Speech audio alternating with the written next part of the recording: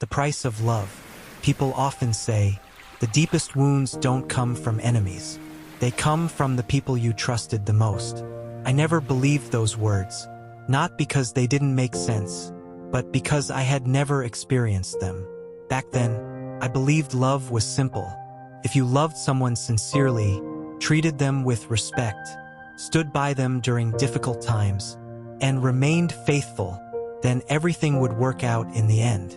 At least, that's what I thought.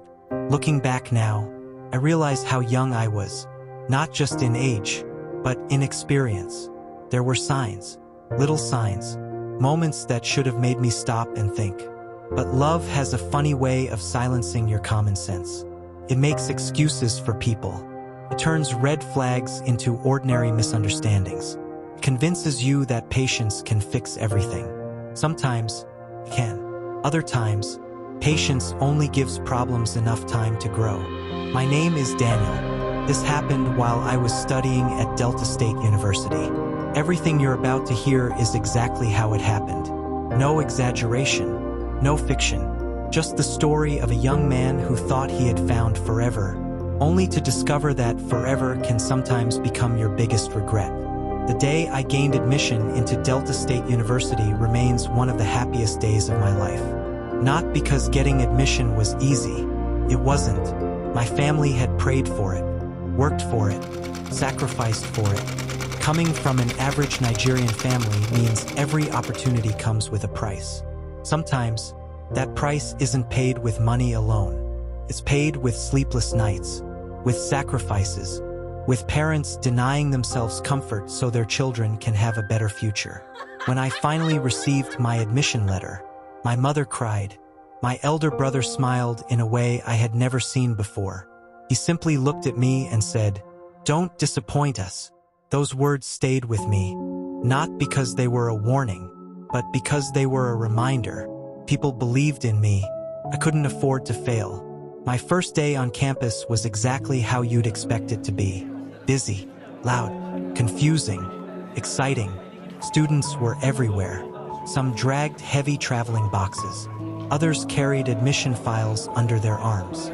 Parents moved from one office to another trying to complete registration. Freshers looked lost. Senior students looked confident.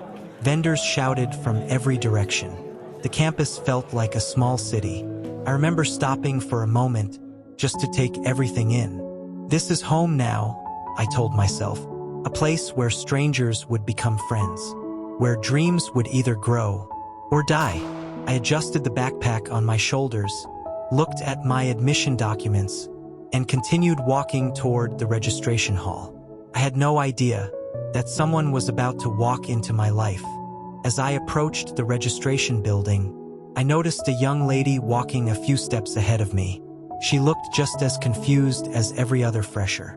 She held several documents in one hand while trying to answer a phone call with the other. Then it happened. A gust of wind blew across the compound. Her documents scattered everywhere. Passport photographs, admission letter, birth certificate, photocopies. Everything landed on the ground. Without thinking, I hurried over. "So sorry," she said, looking embarrassed. "It's okay," I replied. Together, we picked everything up. When I handed her the final document, our eyes met. She smiled. It wasn't a loud smile. It wasn't dramatic. Just genuine, warm, the kind of smile that instantly makes you feel comfortable. "Thank you. My name is Anna. I'm Daniel," she laughed. "I hope we're not already starting university by chasing papers around." I laughed too. That was it. A conversation that lasted less than 2 minutes. Looking back today, it's amazing how 2 minutes can completely change the direction of someone's life. Over the following weeks, I kept seeing Anna, sometimes outside lecture halls, sometimes in the library, sometimes at the faculty. At first, we simply greeted each other. Then greetings became conversations. Conversations became companionship. Soon, walking to lectures together became normal. If one of us arrived first, the other would wait. If lectures ended late, we walked back together. During free periods, We sat beneath the large trees discussing school. Sometimes we'd spend hours talking about things completely unrelated to academics. Family, childhood, dreams, life after graduation. The more I knew her, the more I realized she was different. Campus life changes many people. Some become wild. Some lose focus. Others chase popularity. Anna wasn't like that.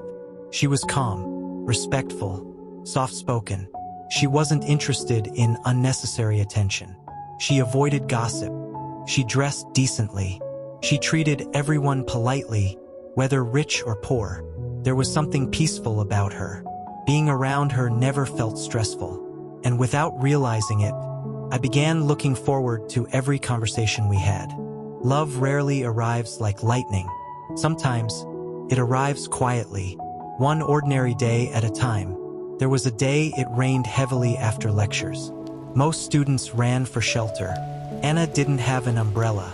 Neither did I. We stood under a small roof laughing as the rain refused to stop. "I guess we're sleeping here today," she joked. I laughed. "If lectures can keep us here, rain can too." Eventually, the rain reduced slightly. Instead of waiting longer, we decided to walk. By the time we reached the hostel area, both of us were soaked. She couldn't stop laughing. Neither could I. Another day, we argued for almost 30 minutes over a political science assignment. Neither of us wanted to admit the other was right. When we finally checked the textbook, she was correct. She folded her arms proudly. "So, who's the lecturer now?" I laughed. "Don't get used to it." Moments like those slowly became memories. Simple, ordinary, beautiful. One evening, while returning from the library, I caught myself smiling for no reason. I stopped walking. What is wrong with me? Then it hit me. I liked her, not as a classmate, not as a study partner. I genuinely liked her. That realization scared me. Relationships were never part of my university plan. I came to school with one objective: graduate with excellent results, make my family proud, nothing else. But life rarely follows our plans. No matter how much we try, the more I tried to ignore my feelings, the stronger they became. Every morning, I looked forward to seeing her. Every evening, I found myself replaying our conversations. I wasn't just attracted to her beauty, it was her character, her humility, her simplicity. She gave me peace, and peace is a rare thing. Months passed. By then, almost everyone around us assumed we were already dating. Friends teased us constantly. "When are you two going to admit it?" We always laughed, but inside, I knew the truth. I loved her. One Friday evening after lectures, I asked if we could take a walk around campus. She agreed. The sun was beginning to set. Students walked past us. Some played football nearby. Others sat in groups discussing assignments. We eventually stopped beneath a large tree. My heart was beating so loudly, I was sure she could hear it. I took a deep breath. "Anna, I need to tell you something." She looked at me quietly. "I've tried to ignore this feeling. I've tried to convince myself we're just friends. But I can't lie to myself anymore. I like you. I like you more than a friend. I don't know what the future holds, but I know I'd like us to build that future together." For several seconds, she said nothing. She simply looked at the ground. Then she smiled, a shy smile. When she finally looked up, she spoke so softly, I almost didn't hear her. "I like you too." From that day onward, our relationship officially began. We promised each other something. No unnecessary drama. Honesty, respect, support, growth. We weren't dating because everyone else was. We were dating because we genuinely believed we had found something worth protecting. I wasn't looking for temporary happiness. I wasn't looking for campus fun. In my heart, I was already thinking about marriage. Whenever I looked at Anna, I didn't just see my girlfriend. I saw possibility, future, family, a life we could build together. I had no idea that sometimes the people you imagine growing old with become the people who teach you life's hardest lessons. But that lesson was still far away. At that moment, our story had only just begun. And honestly, it was beautiful.